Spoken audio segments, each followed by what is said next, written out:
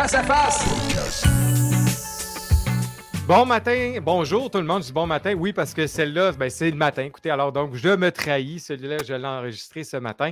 Donc voilà, bonjour et bienvenue sur cet autre face à face, bien content de vous retrouver. Cette semaine, encore une fois, là vous allez dire, il se répète, mais j'ai toujours des invités extraordinaires. Puis cette semaine, j'ai un invité particulier, mais avant tout, je me dois de vous inviter à aller aimer la page YouTube de l'agence BAM où on a toutes les capsules, donc les différentes capsules des intervenants qu'on a avant et les futurs seront sur cette plateforme-là. Vous pouvez nous suivre sur les différents médias sociaux, sur BAM Média, Agence BAM, sur Facebook ainsi que sur Instagram et aussi le Palado en tant que tel si vous ne voulez pas nécessairement me voir la face et vous voulez juste l'entendre dans l'autobus ou dans votre voiture, peu importe, c'est disponible sur Spotify et sur Balado Québec. Donc, aujourd'hui, j'ai quelqu'un de moi, personnellement, que je pourrais qualifier de sommité musicale à Québec. C'est quelqu'un qui, comme musicien, j'ai lu, j'ai suivi, j'ai lu aussi dans les jours parce que c'est un ancien journaliste et qui est devenu programmateur.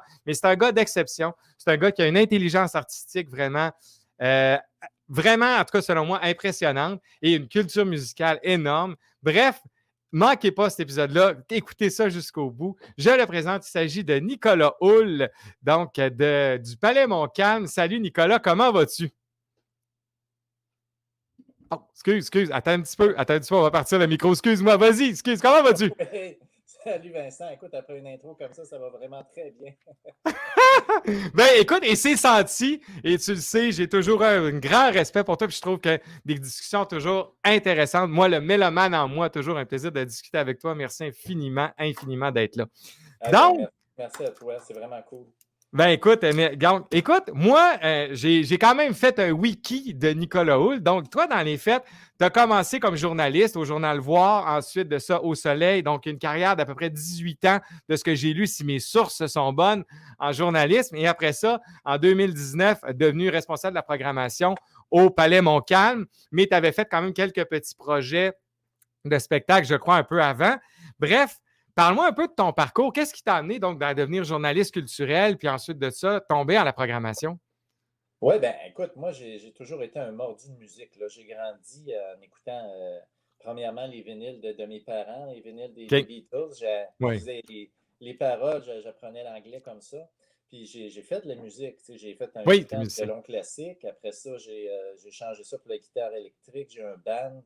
Et donc, tout ça m'a toujours suivi. Puis au secondaire, j'étais dans la radio étudiante autant que dans le journal étudiant pour OK. écrire sa musique puis pour parler de la musique. Et c'est deux grandes passions, la musique et la littérature pour moi. D'ailleurs, j'ai étudié en littérature. OK. Et puis, c'est ça, je me suis rendu jusqu'à maîtrise en littérature. Puis rendu là, il y a eu une ouverture chez Voir Québec à la fin des années 90. Et je suis rentré là, je suis allé là pendant un bon 3 ans. OK. Et j'ai vraiment tripé, c'était le fun. On faisait toutes sortes de projets. Et après ça, je me suis retrouvé au Soleil. Et donc, le Soleil, j'étais là 15 ans jusqu'en fin 2017. Puis après ça, c'est en 2018, au début de 2018, en fait, que je suis rentré Mhm. au Palais Montcalm. OK. D'abord comme coordonnateur à programmation, puis l'année d'après, on m'a demandé de prendre les responsabilités Les règles. de la direction de la programmation. OK. Donc, écoute, parler de la musique, écouter la musique, partager la passion de la musique, en faire, tout ça, j'ai toujours baigné là-dedans. Puis donc, pour moi, c'est une suite logique là, de ce que je vis maintenant au Palais Montcalm. Puis, est-ce que je vais te poser une question qui est un peu, écoute, dans les faits, toi, donc, comme critique musicale, parce qu'il reste qu'au final, à date pour l'instant, le gros de ta carrière a été en journalisme. Tu sais, la critique musicale, tu sais, est propre à toi, mais elle a un impact énorme. Puis, et là, je fais la boucle avec le programmateur, comment tu gérais ça, cet impact-là, de fait de dire, écoute, voilà, lui, je fais une bonne critique, puis je me doute que ça va avoir un bon impact sur différents plans de sa carrière, versus ça a moins bien été celle-là où j'aime moins cette affaire-là, puis je me dois d'être intègre, avoir une intégrité journalistique, puis écrire la bonne affaire. Comment tu délais ça, cet impact-là que tu avais? Oui, moi, j'ai appris assez tôt que, OK. d'ailleurs, du moment que j'étais chez Voir, à ce que on écoute toutes les musiques, puis il y en a de la bonne, il y en a de la pas bonne, mais c'est pas une question de style. Puis avec le temps aussi, j'ai appris à vraiment différencier ce que moi j'aime de ce qui est bon. Parce Je que des comprends. fois, ce que tu écoutes chez toi, euh, c'est correct, c'est ce que tu aimes puis ce que tu trouves bon, mais ça ne veut pas dire que ce que tu n'écoutes pas régulièrement, ça ne veut pas dire que c'est pas bon. Donc, il y a vraiment toute une nuance là. Et j'ai voulu vraiment, quand je faisais ce boulot-là, être le plus juste possible. Écoute, moi, le plaisir de planter quelque chose pour le planter, non. À quantité de stock qui se Ouais. fait, moi, ça a toujours été ma mentalité. Si je prends du temps pour parler quelque chose de nul, ben je ne prends pas du temps pour parler de quelque chose de bon. Alors, c'est pour OK. ça, sauf, je veux dire, si Pink Floyd sort un album, tout le monde veut qu'on en parle, puis qu'il n'est pas bon, ben je vais en parler, puis je vais le dire qu'il n'est pas bon. Ouais. Mais donc, ça a été beaucoup mon approche, puis ma philosophie par rapport à ça.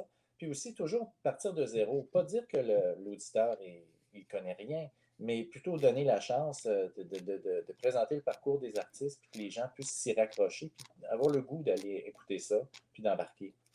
Puis ça, dans les faits, ça doit te servir énormément aujourd'hui comme programmateur parce que s'il y a quelque chose comme programmateur, c'est qu'il faut que tu aies cette neutralité-là parce que ça correspond à un public dans les faits. Puis il faut que tu ajustes. Tu ne programmes pas juste ce que tu aimes dans tes goûts personnels, je présume. Là.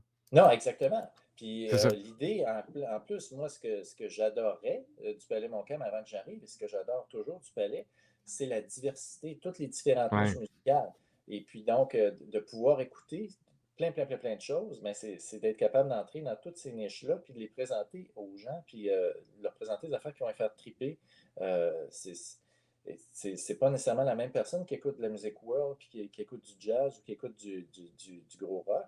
Mais des fois, il peut y avoir des liens, puis les gens peuvent découvrir de quoi, puis faire comme ah, t'as un peu, là, c'est donc bien intéressant.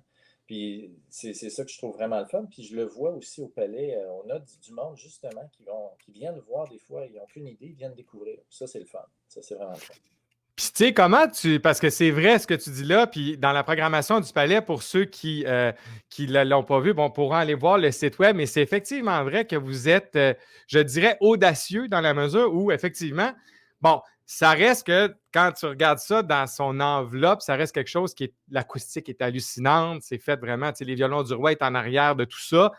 Mais toi, tu fais venir Bruce Dickinson, puis tu dis, regarde, on va faire de quoi de différent, tu sais. Puis le public est là, le public suit, puis le public embarque dans des projets. Vous avez fait du rock, vous avez fait toutes sortes d'affaires. Comment vous réussissez à jongler avec tout ça pour toujours avoir une présence? Parce que l'assistance au Palais Montcalm est souvent très, très bonne. Donc, comment tu jongles avec ça? Tu sais, parce qu'au niveau marketing, je présume que l'approche n'est pas la même, là. Non, ça, c'est certain. Puis ça, on a vraiment notre équipe au marketing avec Claudie Lapointe, tout ça, qui fait vraiment un super job. Il faut présenter les choses, il faut aller rejoindre les gens.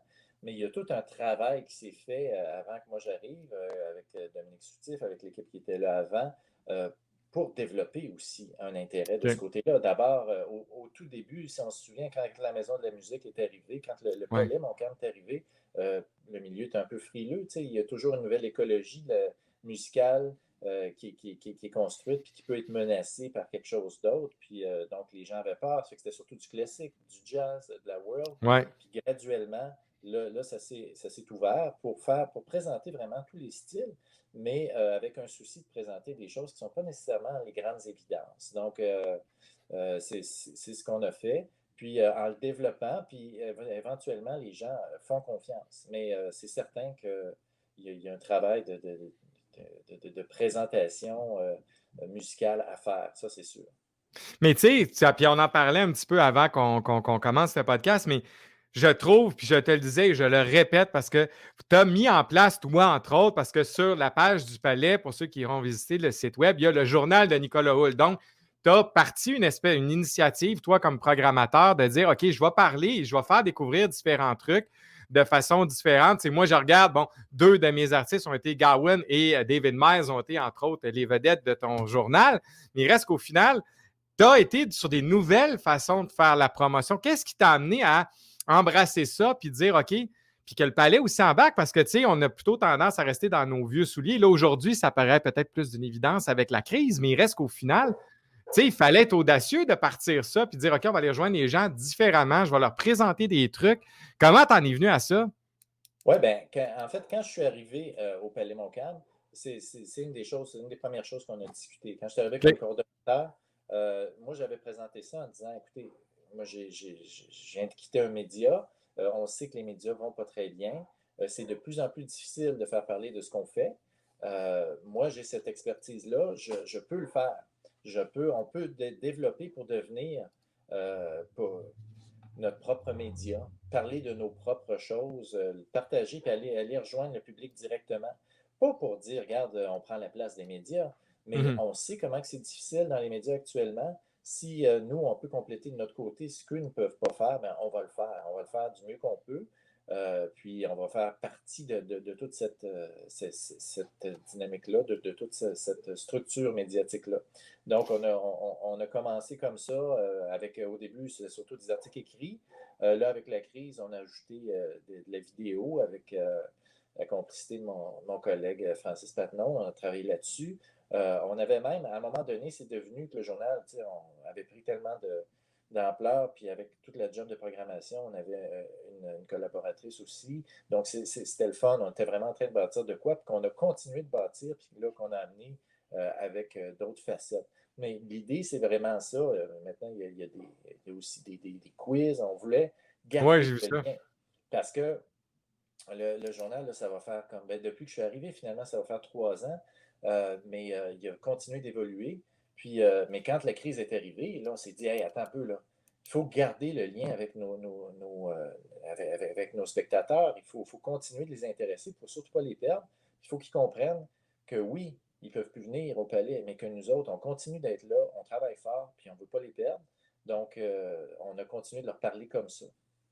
Mais est-ce que ça est pas, est-ce que, c'est parce que la façon dont vous le faites, c'est vraiment, en tout cas, moi, personnellement, ma perception, c'est vraiment comme plus, venez découvrir des nouveaux trucs, des affaires que tu ne savais pas, ou apprends à connaître un peu plus certains talents. Tu sais, c'est fait d'une façon, je trouve, très, très agréable pour le mélomane, dans le sens où le gars qui a une curiosité musicale, ou la fille, là, je veux pas le genrer, mais il reste qu'au final, pour la personne qui a une curiosité musicale, c'est super bien fait. Tu sais. Je me dis juste, comme c'est difficile dans les médias, puis on a un ami commun, Simon Fauteux, à qui on parle, qui souvent, lui, dit c'est pas évident d'avoir des papiers, tout ça. Est-ce que vous, ça ne devient pas quelque chose qui est quasiment plus efficace qu'à l'époque de dire ben, essaie d'avoir une entrevue dans le journal X ou Y, puis ça va m'aider à vendre des billets? Est-ce que ça ne devient pas votre véhicule finalement? Ben, comme je disais, ça devient un complément, ça c'est OK. sûr, parce que ça nous permet d'en parler. C'est pas, on Tu vois pas une va, finalité là, là. non, OK. c'est-à-dire qu'on a besoin pour aller rejoindre un maximum de personnes, on a besoin des médias. On ne peut pas s'en passer, puis c'est normal. Eux, ils ont vraiment une portée beaucoup plus grande que nous, puis c'est normal parce que Mhm. les médias généralistes parlent de plein de choses. Donc, le, le, le mordu politique ou d'économie, tout ça qui va tomber sur ça, peut-être par hasard, puis on va se dire, ah ben attends un peu, ça m'intéresse. Nous, on n'y parle pas à la base, Je on parle comprends. vraiment aux mélomanes. Donc, mais c'est certain que ça nous donne un levier, puis je te dirais que on le voit. Tu sais, quand on a commencé, je me souviens au tout début, on regardait les chiffres, puis la gang était là, ouais, bon, OK, c'est pas si pire, mais c'est pas très fort. Puis je dis, mais attendez, on est en train de bâtir quelque chose. Tu sais, vraiment, faut être patient. Puis graduellement, effectivement, ça se bâtit. Puis là, les gens viennent, puis ils restent sur le site parce qu'il y a du contenu actuel, mais il y a du contenu passé. Ils peuvent trouver plein de trucs. C'est ça, l'idée, c'est de continuer à propager. C'est notre mission là, de propager la musique, de faire découvrir des choses, des artistes. Puis je pense que c'est le fun parce qu'on a du fun à faire ça. Puis je pense que le public a du fun aussi à le lire. Puis est-ce que tu vois un impact réel, puis là, je te dirais pratico-pratique, dans la mesure où, puis ici, juste, tu sais, moi, personnellement, mes artistes se rendent toujours disponibles pour ce genre de truc-là. Mais pour un artiste qui nous écoute, puis qui dit, ou qui hésitait, ou qui fait comme, ouais, mais pas vraiment, est-ce que tu vois vraiment un impact sur, par exemple, le résultat de vente d'un artiste en fonction du fait qu'il ait participé au truc ou pas? Ben, écoute, oui, moi je pense qu'il y a un impact. Est-ce qu'il y a un impact? C'est dur à dire parce Mais que tu le vois-tu concrètement dans des ventes de billets où tu dis, ben, ben c'est écoute, c'est parce que c'est un ingrédient dans tout. OK. Tu sais, je veux dire, il y a de la publicité, il y a ça, Mhm. ça fait que vu qu'il y a beaucoup d'éléments, c'est dur de dire précisément, ah oui, ça a eu un impact majeur, mais c'est certain que ça a un rôle. OK, parce que c'est ça, tu sais, des fois, nous autres, je pense, comme du côté du label qu'on a ici, quand l'artiste parle de son album sur les médias sociaux, par exemple, on voit qu'il y a une montée des ventes. Je te dis pas que ça quintuple, mais on voit réellement l'impact du fait que l'artiste le communique ou pas. Fait que je présume, c'était ça plus ma question de dire, OK, je peux pas croire que, mettons, un artiste X ou Y, tu sais, là, je vois, vous avez fait Jordan Officer, par exemple. Moi, ça fait 2, 3 fois que j'entends parler de ce projet-là. J'ai vu ton article, je vais le lire parce que là, ça fait comme 4 personnes qui me parlent de ce projet-là, de 4 albums. Je vais lire ça, surtout, bon, comme je te dis, j'aime beaucoup te lire. Donc, de là, je me disais, ça doit avoir un impact sur Jordan Officer éventuellement, que soit que tu veux le programmer ou que, tu sais, il est dans ta soupe en quelque part, là. Oui, oui, ben absolument. Puis ce qu'on a fait aussi, on fait attention de travailler soit avec des artistes en fait, des artistes qui ont une affinité, là, tu sais, qui ont un Ouais, lien avec le palais d'une manière ou d'une autre, soit qui sont déjà venus, soit qu'on veut qu'ils viennent, soit qu'on sait qu'ils vont venir, soit qu'on sait qu'ils sont dans un style qui est proche, tu sais, puis qui est OK. susceptible de s'inscrire dans ce qu'on fait. Ça fait que c'est ça, puis que ça puisse parler. Évidemment, à nos spectateurs, nos auditeurs. Fait que toi, comme programmateur, parce que là, si on s'en va plus concrètement dans la programmation, quand tu choisis ou tu fais tes choix éditoriaux, si on veut, d'artistes, est-ce que as-tu une ouverture? Parce que moi, je vois l'ouverture sur le. T'aimes à peu près tout, t'écoutes à peu près tout, mais un artiste qui veut jouer le Palais Montcalm, il faut qu'il se situe où pour intéresser Nicolas? Ben, écoute, il y a beaucoup d'éléments. Évidemment, on veut quelque chose d'intéressant à la base, on veut OK. quelque chose Ouais. d'original, on veut quelque chose qui va parler au monde. Il y a une question d'équilibre. Tu sais, il y a toutes les différentes niches auxquelles on touche. OK. Il faut, faut qu'on essaie de faufiler là-dedans une programmation comment dire, qui touche vraiment à tout ça, par saison, Ouais. idéalement, un maximum. On ne peut pas se retrouver avec une saison juste de blues ou une saison juste de jazz. Fait que il y a des questions de timing aussi dans tout ça. Puis, un autre de nos défis, c'est qu'on travaille beaucoup avec des artistes internationaux. Les Ouais. artistes internationaux, c'est compliqué. Le booking est vraiment compliqué parce que c'est long, on attend, Ouais. il faut que la tournée se monte, elle ne se monte pas, ça monte, ça part pas. Fait que c'est un gros défi.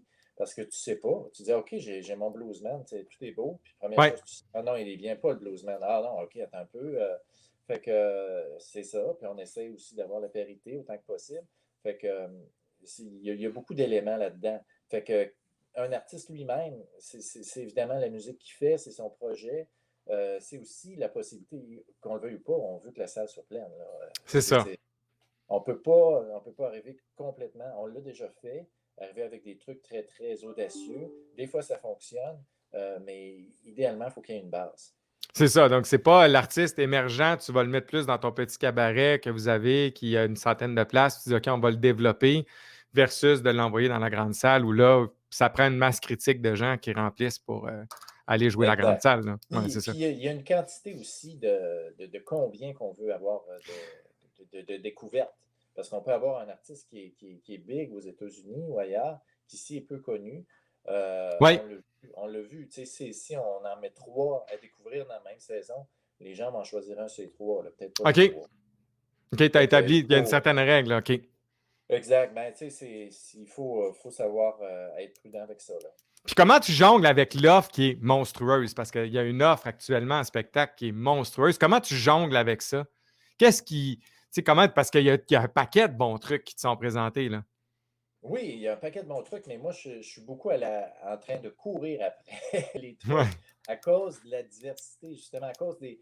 Il y a tellement de niches musicales qu'on veut couvrir, que ce soit le néoclassique, la OK. folk, la world, le jazz, on a du rock progressif, on a des tripeux de vraiment beaucoup de styles. Ça fait que réussir à aller chercher ça, c'est ça. Vu qu'on ne va pas juste dans une seule direction, c'est essayer de trouver l'artiste qui va faire wow dans la saison, l'autre qui va surprendre, l'autre qui revient parce que là, ça faisait un petit bout de temps, puis les gens ils trippent, puis ils ont le goût de le voir.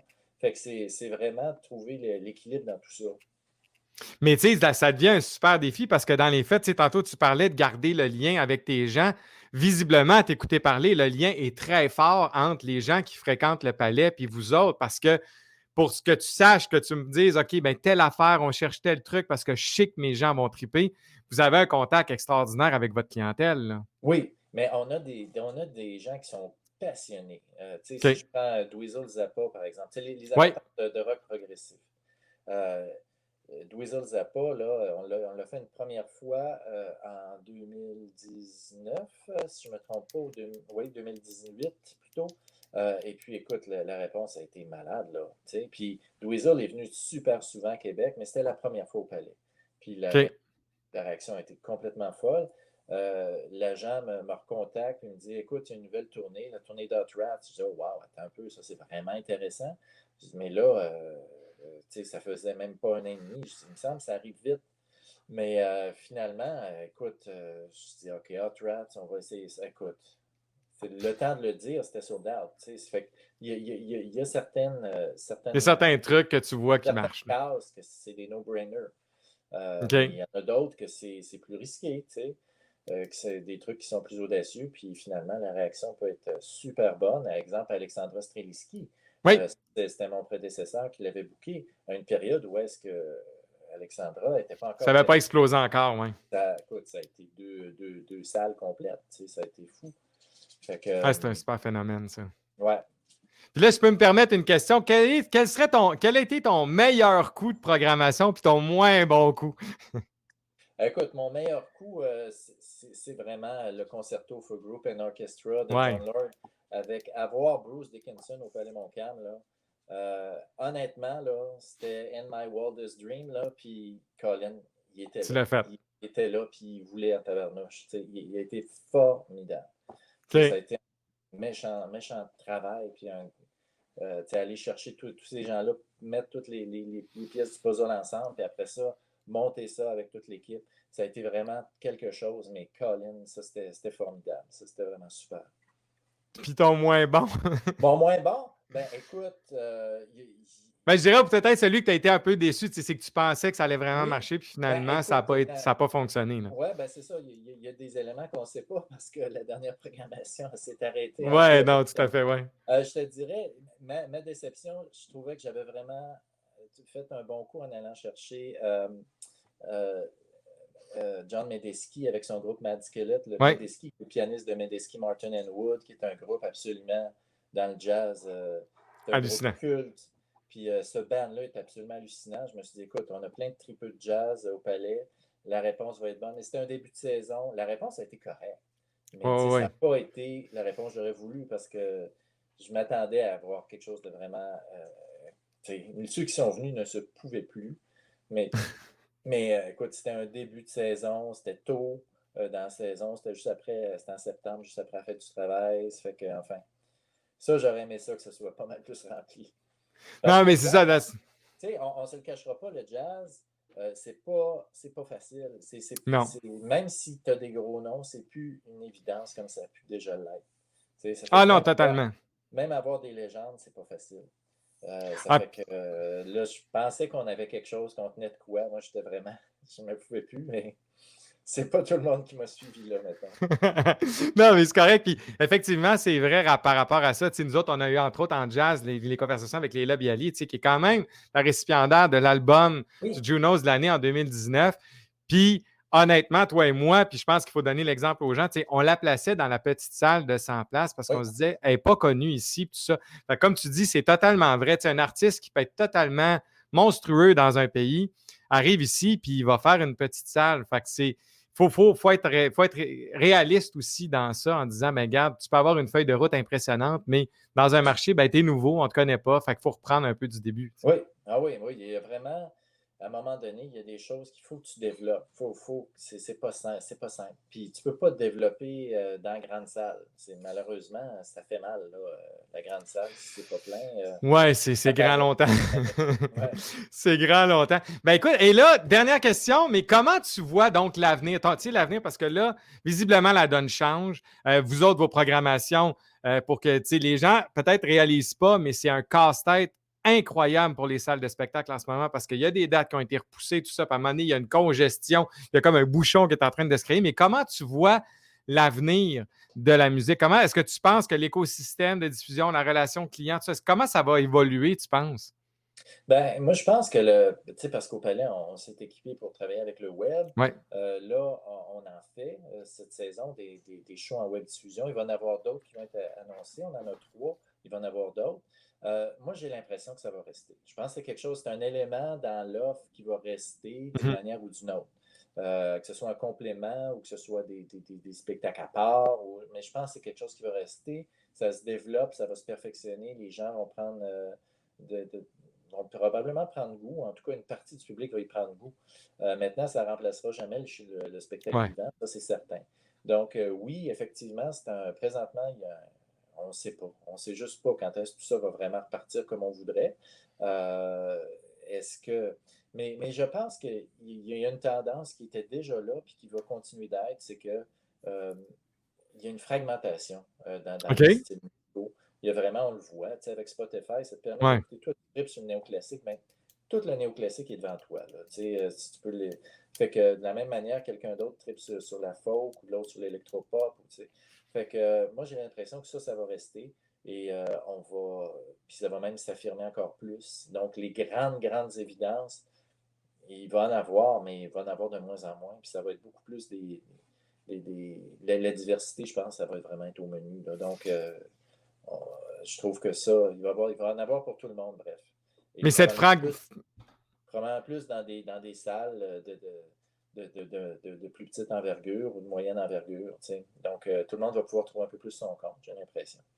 Parce que toi, dans les faits, parce que de plus en plus, on a vu ce modèle-là se dessiner de la grande salle, ça adjoint toujours une petite salle pour justement, parce que, comme tu dis, avec cette surfragmentation-là, puis tu très. Là, je fais toujours la même commentaire, mais tu sais, si moi j'aime le jazz tubulaire fusion, ben, comme tu dis, j'ai. Non, mais j'ai le gros. Tu sais, je le caricature, mais tout ça pour dire que je peux actuellement écouter du jazz tubulaire fusion puis triper sur 3, 4 bandes qui viennent de partout dans le monde. Mais il y a très peu de chances que je les vois. Puis comme tu dis, c'est qu'au final, à Québec, ça représente peut-être 12 billets.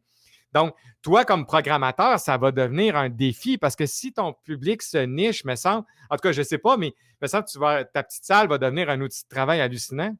Oui, oui, exactement. Puis, tu sais, le défi reste toujours de rentabiliser ça parce que tu as moins de monde. Ouais. Les artistes sont payés comme du monde. Ça fait que il y a tout ça. Mais ça, je pense que c'est quelque chose qui va rester. Là, tu sais, donc, mais tu sais, l'offre en musique, elle est grande, elle est immense. Ouais.